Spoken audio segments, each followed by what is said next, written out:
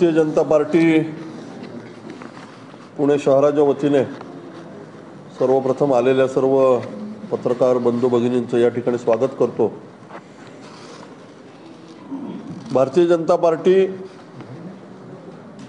राष्ट्रीय स्तरावरती आता एक गाव चलो अभियान हे 4 फेब्रुवारीपासून सुरू होतं।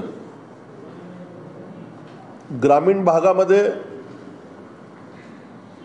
हे गाव चलो अभियान असेल, शहरी भागामध्ये बूथ चलो अभियान अशा पद्धतीने राबवण्यात येणार आहे। याच्यामध्ये कल्पना अशी आहे की शहरातले भारतीय जनता पार्टीचे सर्व प्रमुख कार्यकर्ते पुणे शहरामध्ये पुणे लोकसभेमध्ये साधारण 2010 बूथ आहेत आणि पुणे शहर ज्याला साधारण 2 विधानसभा या एक बारामती आणि एक शिरूरमध्ये जातो, या जर धरल्या तर 2969 एकूण बूथ आहेत।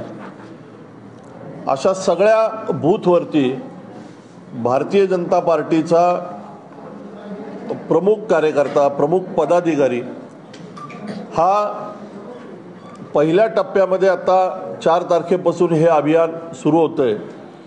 याच्यामध्ये हा कार्यकर्ता हा पदाधिकारी हा आपला बूथ सोडून अन्य एखाद्या संघटना सांगेल त्या बूथवरती जाईल आणि त्या बूथवरती संघटनात्मक जी काही रचना असेल, पक्षांनी दिलेले काही कार्यक्रम असतील, याच्या संदर्भामध्ये त्यांनी त्या बूथवरती जावं आणि सकाळपासून संध्याकाळपर्यंत ग्रामीण भागामध्ये तर आपण असं अपेक्षित धरलंय की त्या कार्यकर्त्यांनी ज्या गावात जाऊ त्या गावामध्ये मुक्काम करायचा, परंतु शहरी भागामध्ये हे सहज शक्य आहे की दिवसभरात संपर्क करून त्यांनी पुन्हा आपल्या घरी मुक्कामाला जावं।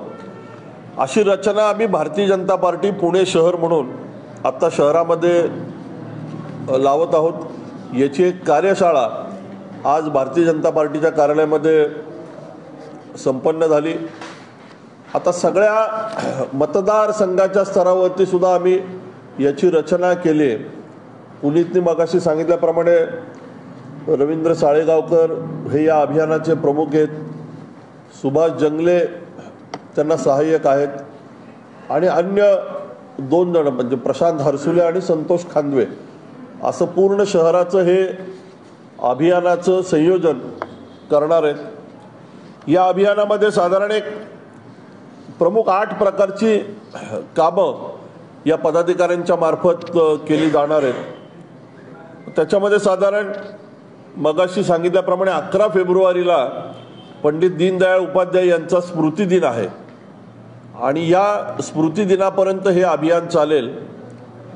त्याच्यानंतर सुद्धा लोकसभेच्या निवडणुका होऊस्तोपर्यंत टप्प्याटप्प्याने या सर्व कार्यकर्त्यांनी पदाधिकाऱ्यांनी आपला स्वतःचा बूथ सोडून आपली स्वतःचं कार्यक्षेत्र सोडून संघटना सांगेल त्या भागामध्ये टप्प्याटप्प्याने सातत्याने जावं आणि तिथं संघटनात्मक रचना पूर्ण करणं, तिथला बूथ सक्षम करणं, साधारण अशा पद्धतीचं हे अभियान अपेक्षित आहे।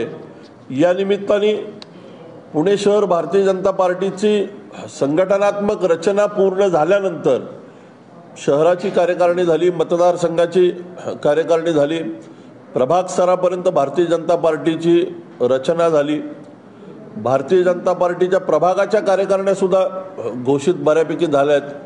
आघाड्या मोर्चे संघटना लोकसभा निवडणूक लढण्यासाठी सज्ज झाली। नुकतीच आम्ही लोकसभा निवडणुकीची एक समिती पक्षाच्या पदाधिकाऱ्यांची घोषित केली, ती सुद्धा आपल्यापर्यंत येईल की ज्याच्या माध्यमातून निवडणुकीला कुठली जबाबदारी कुणाकडे असेल असं साधारण एक स्ट्रक्चर आम्ही तयार केलं आणि या अभियानाच्या माध्यमातून भारतीय जनता पार्टी नेहमीच निवडणुका जिंकण्याकरता ज्या विषयावरती आग्रही असते अशा बूथच्या संदर्भात हे अभियान आम्ही अत्यंत प्रभावीपणे राबवण्याचं ठरवलंय आणि आता त्याची एक सूची करणं, सगळ्या मतदारसंघशः कोण कुठल्या बूथवरती जाणार, म्हणजे साधारण 2010 बूथवरती आमचे 2010 कार्यकर्ते हे प्रवासी कार्यकर्ते जातील आणि 2010 त्या बूथवरचे प्रमुख संयोजक म्हणून असं साधारण 4-5 हजार कार्यकर्त्यांचे एक मोबिलायझेशन या निमित्ताने होईल आणि येणाऱ्या लोकसभेच्या निवडणुकीच्या दृष्टीने अत्यंत चांगलं हे अभियान यशस्वी होईल. मला असं वाटतं की या अभियानाच्या संदर्भात प्राथमिक माहिती मी आपल्यासमोर मांडली. मी आत्ता जे सांगितलं की आपण लोकसभेची एक समिती तयार केली, गठीत केली, ती सुद्धा आपल्याला प्रेस नोटच्या माध्यमातून आपल्या सगळ्यांसमोर येईल.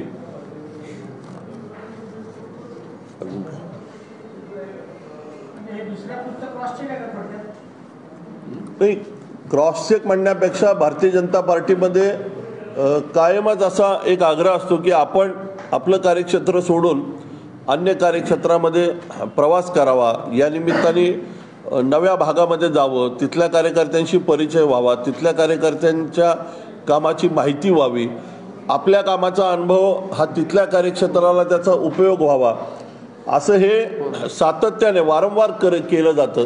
हे एक अभियान आहे. या अभियानाच्या माध्यमातून आपला भाग सोडून, जसं आपण नेहमीच आपल्या भागात काम करतो, तर मी माझ्या बूथवर काम करतो, तर मी पक्ष संघटना सांगेल त्या वेगळ्या बूथवरती जाऊन माझ्या काही कल्पना असतील, संकल्पना असतील, माझ्या कामाची पद्धती असेल, ही अन्य एखाद्या ठिकाणी जाऊन किंवा तिथल्या काही चांगल्या गोष्टी असतील त्या निमित्ताने आपण गेल्यानंतर लक्षात येतात. आणि संघटनेने जो काही एक कॉमन कार्यक्रम दिलेला आहे, तो कार्यक्रम किंवा त्या याद्या तयार करणं, मग तिथं गेल्यानंतर त्या भागातले काही प्रतिष्ठित नागरिक असतील, तिथल्या काही संस्था असतील, यांच्या भेटीगाठी असतील, काही जुने नवीन कार्यकर्ते असतील, यांच्याशी भेटीगाठी करणं असेल, असे वेगवेगळे 8-10 विषय दिलेले आहेत. ते आपल्यापर्यंत मी प्रेस नोटच्या माध्यमातून देतोच. पण हे सगळं केल्यानंतर संघटनेचा ढाचा हा अधिक मजबूत व्हावा आणि बूथ स्तरावरती आपला कार्यकर्ता, तिथला कार्यकर्ता सुद्धा अधिक सक्रियपणे काम करावा, यासाठी हे अभियान आहे. आणि हे 4 तारखेला आपण पुणे शहरामध्ये नव्हे तर देशभरामध्ये हे अभियान चालू होतं.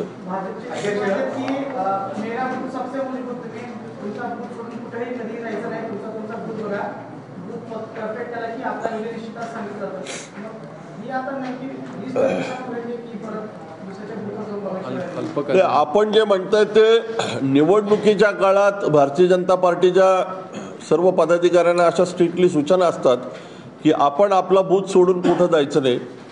ही जी योजना आहे ही अल्पकालीन आहे. निवडणुकीत मतदानाच्या दिवशी किंवा त्या काळामध्ये प्रत्येकाने आपल्या बूथवरतीच थांबावं. म्हणजे मी शहराचा अध्यक्ष आहे, पुणे शहराचा सरचिटणीस आहे, पण जो आपला भाग आहे त्या भागामध्येच आपण कॉन्सन्ट्रेट करावं अशी कल्पना कायमच असते. पण हे अल्पकालीन हे अभियान आहे. ह्या साधारण 8-15 दिवसामध्ये 3-4 वेळा त्या कार्यकर्त्यांनी त्या बूथवरती जावं, संपर्क करावात, भेटीगाठी घ्याव्यात, अशी या अभियानामागची कल्पना आहे. अध्यक्ष, कसब्यात आपण पराभव झाला त्यावेळी नगरसेवक इनॅक्टिव्ह होते अशी सगळी कार्यकर्त्यांची चर्चा आणि तुमचे रिपोर्ट तसे आले.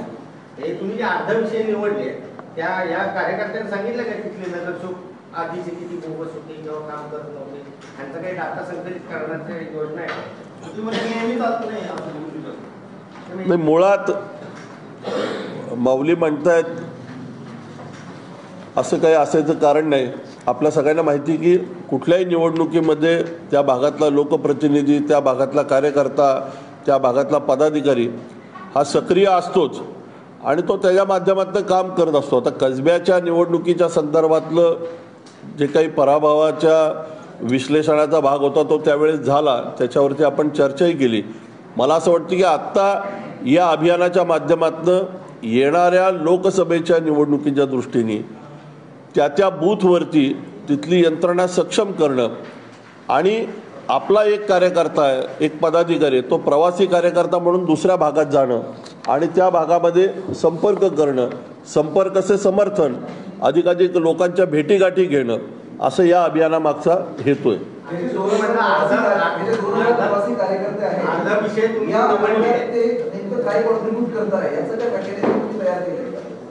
आम्ही आता ह्याची एक मतदारसंघाची संचालन समिती केली. त्या मतदारसंघातले साधारण एक 15 प्रमुख पदाधिकारी हे सगळं अभियान मॉनिटरिंग करणार आहेत. आत्ता आमच्याकडं 8 विधानसभांना 8 विस्तारक पूर्ण वेळ काम करणारे भारतीय जनता पार्टीने आता प्रदेशांनी दिलेत. लोकसभेला एक विस्तारक दिलाय जो त्या लोकसभा क्षेत्रामध्ये पूर्ण वेळ काम करतो. 8 विधानसभांना 8 विस्तारक दिलेत की जे पूर्ण वेळ काम करतात. याच्या व्यतिरिक्त त्या मतदारसंघातले 15 प्रमुख पदाधिकारी हे सगळं ह्या अभियानाचं संचालन करणारे अशी आम्ही एक सिस्टमॅटिक रचना लावलेली आहे आणि त्याच्या आधारावरतीच हे अभियान आम्ही यशस्वी करणार आहोत. गाटे साहेब, तुम्ही म्हटलात की या सगळ्या अभियानामध्ये प्रमुख पदाधिकारी आणि नेतेही सहभागी होणार. तर हे बूथ समजा सोमवार पेठवाला बूथवाला मंगळवार पेठेत आला तर तो बूथचा प्रमुख झाला, हा भाग झाला. पण प्रमुख जे कार्यकर्ते जाणार आहेत त्या प्रमुख कार्यकर्त्यांमध्ये जे आमदार खासदार हे जे आहेत तेही जाणार का? आत्ता असं अपेक्षित आहे की भारतीय जनता पार्टीच्या सर्वच प्रमुख पदाधिकाऱ्यांनी लोकप्रतिनिधींनी या अभियानामध्ये सहभागी व्हायचं अशा सूचना आहेत. याच्यामध्ये असं अपेक्षित आहे की म्हणजे मी जर माझ्या बूथवरती समजा पुनीत आला तर मी त्या बूथचा संयोजक आहे आणि पुनीत हा प्रवासी कार्यकर्ता म्हणून माझ्याकडे आलाय. मी ज्यावेळेस पुनीतच्या बूथवरती जाईल त्यावेळेस पुनीत त्याच्या बूथचा संयोजक असतो आणि मी एक प्रवासी कार्यकर्ता म्हणून जातो.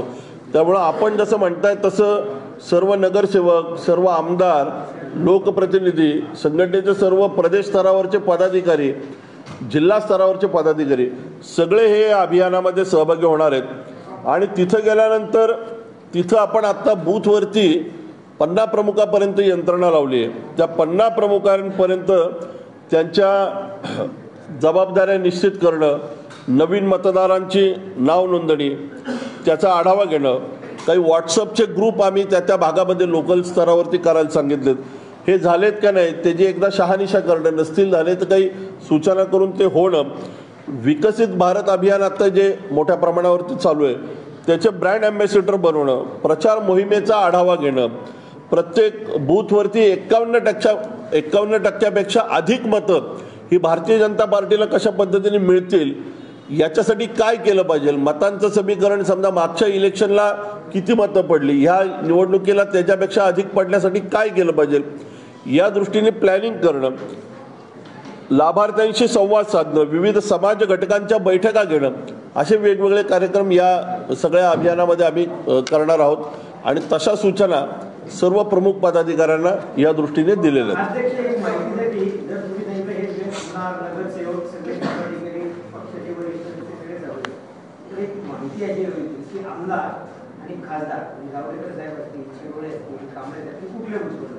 त्याची तुम्हाला एक यादी मी देतो. साधारण 2010 बूथची यादी आपल्यापर्यंत पोहोचेल अशी आम्ही व्यवस्था करतो. प्रत्येक पदाधिकारी आज आम्ही याची शहराची एक कार्यशाळा केली. आता 2 दिवसात आम्ही सर्व मतदारसंघांच्या कार्यशाळा करतोय. त्या मतदारसंघातले सर्व बूथ प्रमुख एकत्र बोलून ती कार्यशाळा होईल आणि साधारण 1 तारखेपर्यंत आमची ही सूची तयार होईल. ती आपल्या सर्वांपर्यंत आम्ही देण्याची व्यवस्था करू. प्रत्येक पदाधिकारी हा त्या बूथवरती जाईल याची एक रचना आम्ही लावणार आहे आणि तो त्या बूथवरती गेला, त्यांनी दिवसभरामध्ये काय काय केलं, त्यांनी केलेल्या कामाची सगळी माहिती पुन्हा ती आम्ही कार्यालयामार्फत संकलित करणार आहोत आणि प्रदेशाकडं हे सगळं अभियान याचं रिपोर्टिंग हे भारतीय जनता पार्टी महाराष्ट्र प्रदेशाला पाठवायचं आहे. मला असं वाटतं की पुण्यातल्या ज्या काही प्रमुख मंडळी आहेत, कोण कुठल्या बूथवरती जाणार याची माहिती आपल्याला आवश्यक असेल तर ती आपल्यापर्यंत देण्याची व्यवस्था करू. देतो ना, देतो.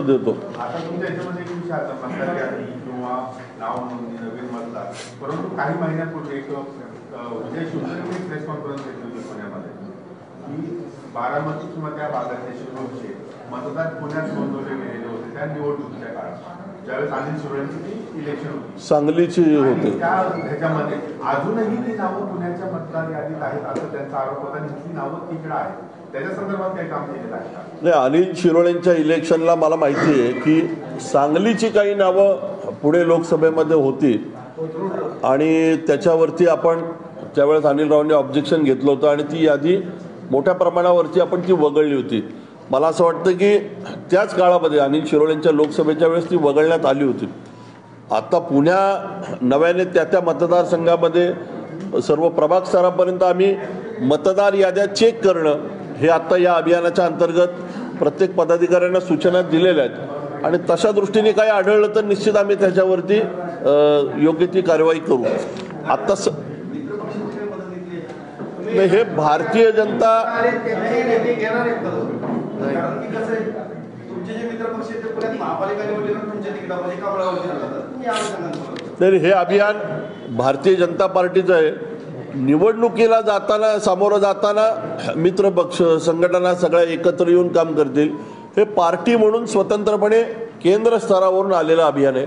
त्यामुळे पक्षाच्या कार्यकर्त्यांना, पदाधिकाऱ्यांना अधिक सक्षमतेने, सक्रियपणे काम करावं याकरता हे अभियान आहे. त्यांचे काही प्रमुख पदाधिकारी येणार आहे का प्रशिक्षणासाठी? शिंदे गटाचे 2-4 लोक. हे महायुतीचं अभियान नाही, हे भारतीय जनता पार्टीचं अभियान आहे. हो घाटे साहेब, एक आपण लोकसभा जिंकण्याच्या दृष्टीने सगळी तयारी करतोय. उमेदवाराचं काय काय कोणाचे मागुणे, कोण इच्छुक आहे, काय झाले, थेट आदेशवर अर्ज मागवले, काय काम. नाही, पुण्याचा लोकसभेचा उमेदवार ठरवण्याचा अधिकार हा केंद्रीय पार्लमेंटरी बोर्डाला आहे. आणि मला असं वाटतं की शहर पातळीवर काय नावं गेली, तुम्ही मागणी केली शहर पातळी, ते सांगा, ते ठरवणार कोणत्या या संदर्भात कोणीच मागणी आमच्यापेक्षा अधिक माहिती तुमच्याकडे आहे उमेशराव.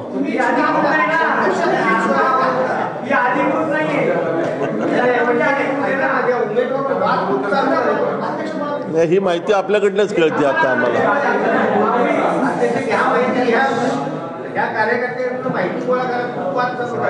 असे भारतीय जनता पार्टी आणि भारतीय जनता पार्टीचं कमळ, उमेदवार कोणी असला तरी भारतीय जनता पार्टीचा जो उमेदवार असेल त्याला निवडून आणणं ही पक्ष संघटनेची आणि आमची सर्वांची जबाबदारी आहे. त्यामुळे मला असं वाटतं की पुण्यात हा उमेदवार भारतीय जनता पार्टीचाच असणार, महायुतीचा उमेदवार म्हणून. त्यामुळे तो कोण उमेदवार असेल, ए असेल का, बी असेल का, सी असेल, हा निर्णय केंद्रीय पार्लमेंटरी बोर्ड करेल. काँग्रेसची साधी पद्धत कशी होती की शहर पातळीवर नावं मागितली, त्यांनी स्क्रीनिंग कमिटीकडे पाठवली, स्टेटवरून ती नावं सेंट्रलला जातील आणि काय शेवटी ज्याच्या मनात येईल त्याला उमेदवारी मिळेल. तशी आपल्याकडे काही लोकशाही पद्धतीची काय काय पद्धत आहे? साधी पद्धत ते विचारतात. आपल्याकडे अशी पद्धत आहे, जे इच्छुक आहे त्यांनी डायरेक्ट वर काय भेटायचं, अशी काय पद्धत आहे का? नाही, भारतीय जनता पार्टीची काय पद्धती आहे आपल्या सगळ्यांना माहिती आहे. भारतीय जनता पार्टीच्या पदाधिकाऱ्यांच्या मार्फत किंवा पक्ष यंत्रणेच्या मार्फत काही सर्वे केले जातात आणि याच्या आधारावरती सर्वेक्षण ही पार्टीची सिस्टीम आहेच आहे. परंतु मी परत एकदा सांगतो की पक्ष संघटनेच्या मार्फत या विषयावरती निर्णय खाली होत नाहीत, तर हे केंद्रीय पार्लमेंटरी बोर्डच या विषयात निर्णय करेल.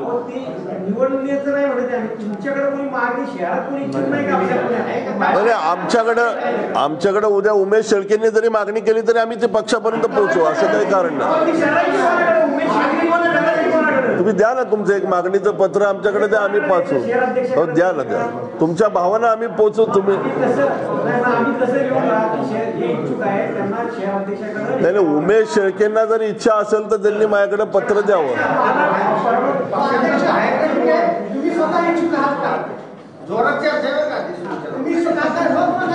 नाही, आताच तुमच्या मार्फतच कळालं की मी इच्छुक आहे, अशी जोरात चर्चा आहे. नाही, कळालं ना, आता ही लोकांमधली चर्चा तुमच्या मार्फत कळाली. आमचा प्रश्न साधा आहे की पद्धत काय असते. समजा मला म्हणजे मला तुमच्या पक्षातल्या एखाद्या कोणाला तरी उमेदवारी मागायची, तर त्यांनी कुठं जायचं? प्रदेशकडे जायचं, राज्यात काय कुठं? नाही, मला असं वाटतं की भारतीय जनता पार्टी महाराष्ट्र प्रदेशाचे अध्यक्ष हे या विषयामध्ये केंद्राकडे नावं पाठवतील. जे कोणी इच्छुक उमेदवार आहेत याचा निर्णय भारतीय जनता पार्टी महाराष्ट्र प्रदेश हा केंद्राशी चर्चा करेल आणि केंद्राचं पार्लमेंटरी बोर्डच या विषयामध्ये निर्णय घेईल. खाली भारतीय जनता पार्टी पुणे शहर किंवा अन्य कोणालाही या विषयामध्ये अधिकार नाही. हा केंद्रीय पार्लमेंटरी बोर्डाचा अधिकार आहे.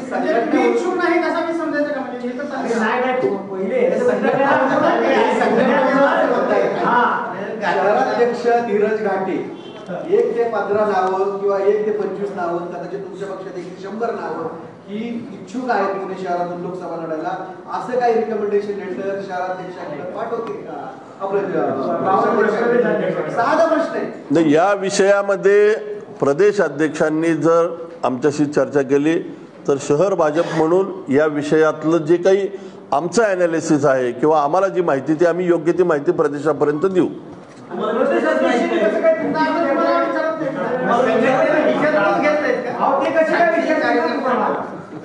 खरंय उमेशराव, खरंय. नाही तुम्ही स्वतः आता कसं आहे, तुम्ही अध्यक्ष आहात शहराचे, तुम्ही अध्यक्ष आहात, जसे बावनकुळे प्रदेश अध्यक्ष. आता ज्यांना आमदारकी हवी, ज्यांना खासदारकी हवी, तर ते त्या शहरातल्या शहराध्यक्षाला सांगतात, पक्षाकडे अर्ज करतात, मी इच्छुक आहे, हे उद्या इच्छुक आहे, हे इच्छुक आहे, आम्ही तुमच्याकडे अर्ज करणार ना, तुम्ही कोण पाठवणार ना बावनकुळे साहेबांकडे की बाबा पुण्यातनं एवढे इच्छुक आहे, काय निवडायचं तुम्ही निवडा, असं असते ना सिस्टीम. नाही, सिस्टीम अशी, मुळात सिस्टीम अशीच आहे की केंद्रीय पार्लमेंटरी बोर्ड या संदर्भात प्रदेशाची चर्चा करतं आणि प्रदेश स्तरावरती या विषयातली काही नावं असतील तर ती नावं प्रदेश हे भारतीय जनता पार्टी केंद्राकडे देतं. अशीच सिस्टीम आहे पहिल्यापासून आणि यावेळेस सुद्धा तीच सिस्टीम राहील. वेगळं काय असं कारण नाही.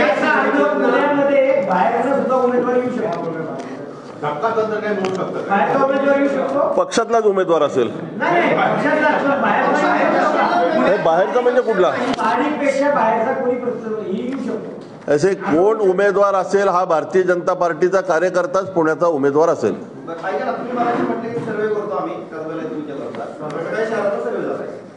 नाही, हा केंद्राच्या टीमकडनं सर्वे केला जाईल, त्यामुळे ह्याची माहिती मला असं वाटतं ती काही सार्वजनिक स्तरावरती योग्य ती वेळेस ती माहिती आमच्यापर्यंत पुणे शहर भारतीय जनता पार्टी येईलच, परंतु ही सगळी माहिती ही केंद्राच्या पार्लमेंटरी बोर्डाकडनं केली जाते किंवा केंद्रीय संघटना, प्रदेश संघटना या विषयामध्ये सर्वे किंवा निर्णय करते. त्याची योग्य त्या वेळेस संघटना म्हणून आमच्याकडे माहिती येईल.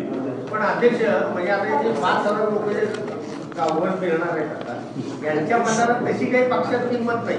ते सर्व जे ठरवलं केंद्र ठरवलं ते सांगणार हा उमेदवार या 5,000 त्यांचं कमळ घेऊन फिरायचं. असं आहे की भारतीय जनता पार्टीने ज्या ज्या राज्यामध्ये यश संपादित केलं हे केवळ आणि केवळ बूथ यंत्रणेवरतीच केलेलं आहे. आत्ता झालेली मध्य प्रदेशची निवडणूक असेल, ही सुद्धा बूथ यंत्रणा सक्षम केल्यानंतरच त्या राज्यामध्ये मोठा विजय मिळाला, ही संघटनेची माहिती आहे. त्यामुळं भारतीय जनता पार्टीचा बूथ यंत्रणेवरती एक पगडा आहे, विश्वास आहे आणि बूथ अधिक सक्षम झाला तर निवडणूक त्या बूथवरती 51% लढाई ही आपण जिंकलो तर आपण कोणतीही निवडणूक जिंकतो असा साधारण. उमेदवार जो निवडणारा पुण्यातले 50 कार्यकर्ते तुमचे त्यांना काही विचारात घेणार आहे का नाही? उमेदवार निवडण्याचा अधिकार केंद्रीय पार्लमेंटरी बोर्डलाच आहे.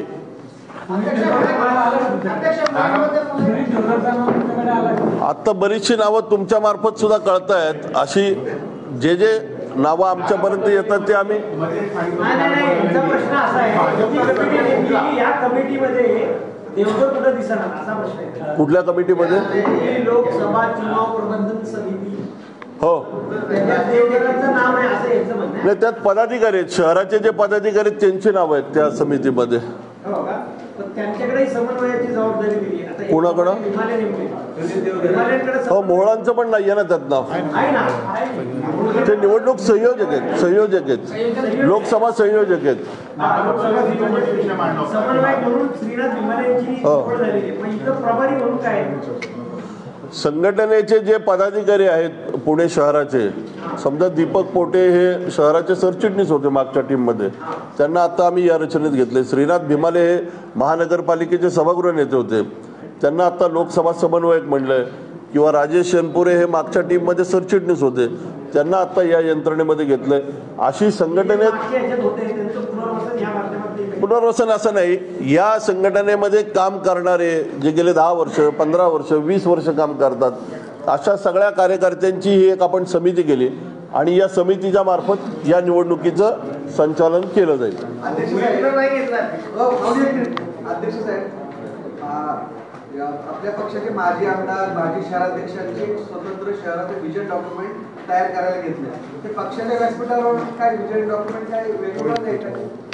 नक्की काय शहरभर होर्डिंग लागली नाही, तो त्यांनी घेतलेला कार्यक्रम आहे. शेवटी असे की व्यक्तिगत आपापल्या संस्थांच्या माध्यमातून अनेक जण कार्यक्रम घेत असतात आणि जगदीश मुळीकांनी घेतलेला कार्यक्रम हा त्यांचा कार्यक्रम आहे, त्यांचा व्यक्तिगत कार्यक्रम आहे. त्यामुळे असे कार्यक्रम कोणी घेऊ नये असंही नाही आहे. प्रत्येकाला कार्यक्रम घेण्याचा अधिकार आहे. त्यामार्फत ते कार्यक्रम घेत आहेत. मुरलीधर मोहोळ कार्यक्रम घेत आहेत. प्रत्येकाला कार्यक्रम करता येतात ना.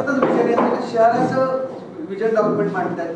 याचं कारण सरळ असं आहे, 2014ला जेव्हा सत्ता आली केंद्रात, जेव्हा स्मार्ट सिटीचा विषय आला त्यावेळेस ते विजन डॉक्युमेंट एक सोपान तयार केलं गेलं होतं.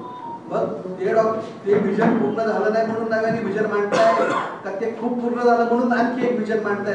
नक्की काय कोणाकडे कळेल याच्यावर? नाही, मला असं वाटतं की याची पक्षाचा संबंध नाही ते तरी स्पष्ट करा.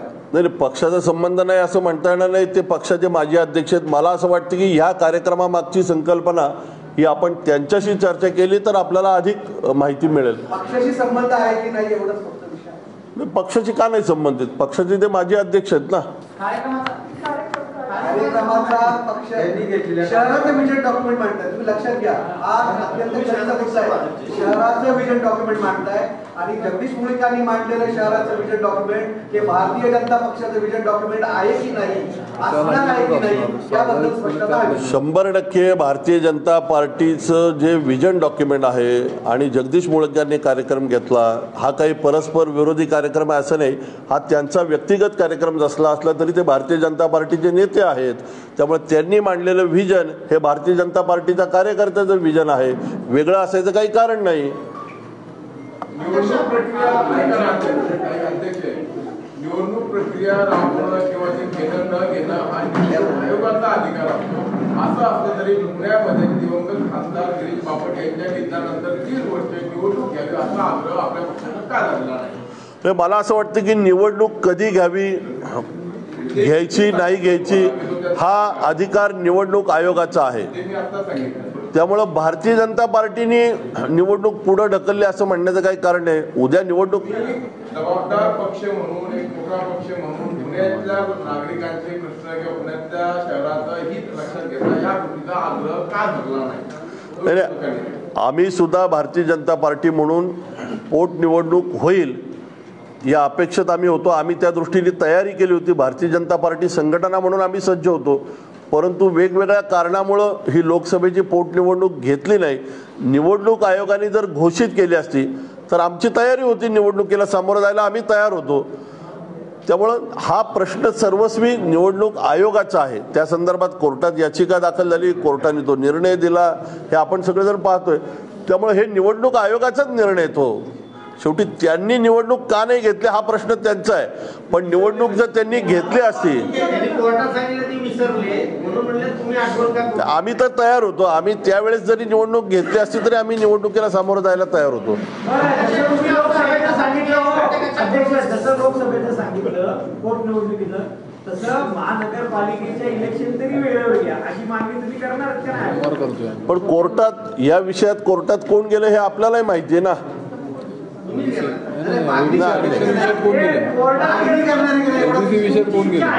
आमची इच्छा आहेच ना. हो, महानगरपालिकेच्या निवडणुका व्हायला पाहिजे अशी सगळ्यांचीच मागणी आहे. घेणार आता लोकसभा डोळ्यासमोर आहे. हा,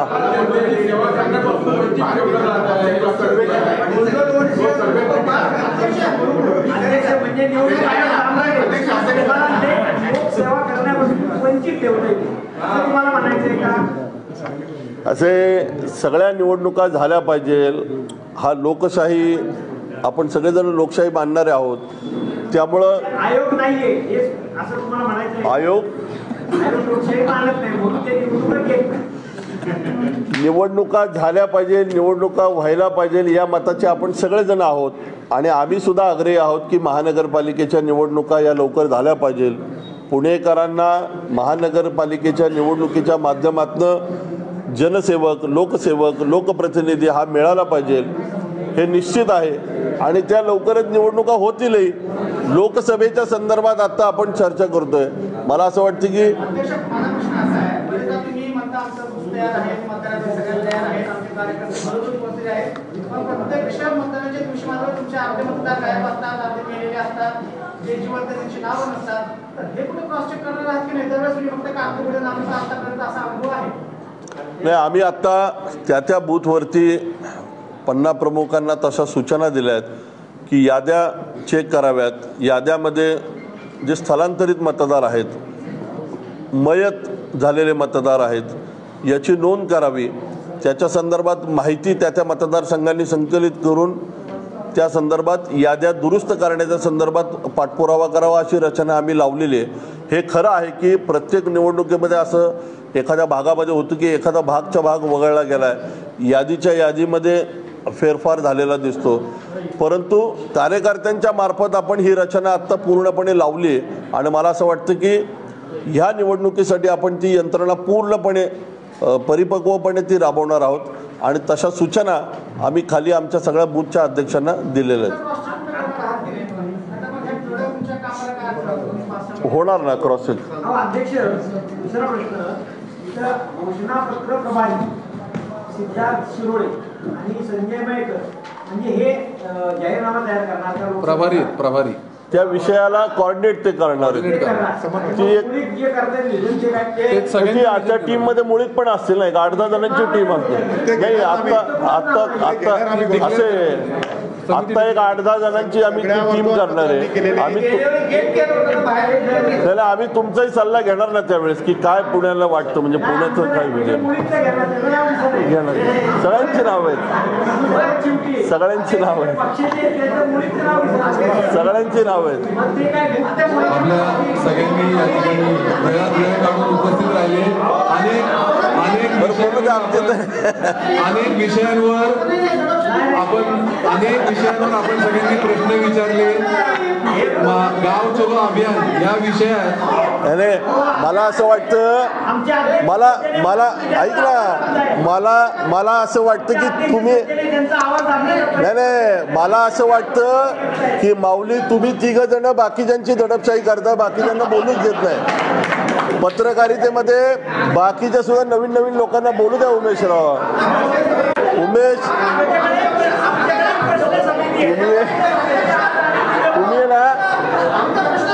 तुम्ही बाकीच्यांचा आवाज दाबताय. बाकीच्या नाही, तुम्ही बाकीच्या पत्रकारांचा त्या अरुणरावना काहीतरी बोलायचं तुम्ही बोलूच देत नाही. इथं माऊली तुम्ही पाठकांना बोलायचं, पाठकांना बोलूच देत नाहीये, तुम्हीच बोलताय. उमेशराव, तुमच्या आजूबाजूला बाकीचे लोक बसले, तुम्ही त्यांना बोलूच देत नाही.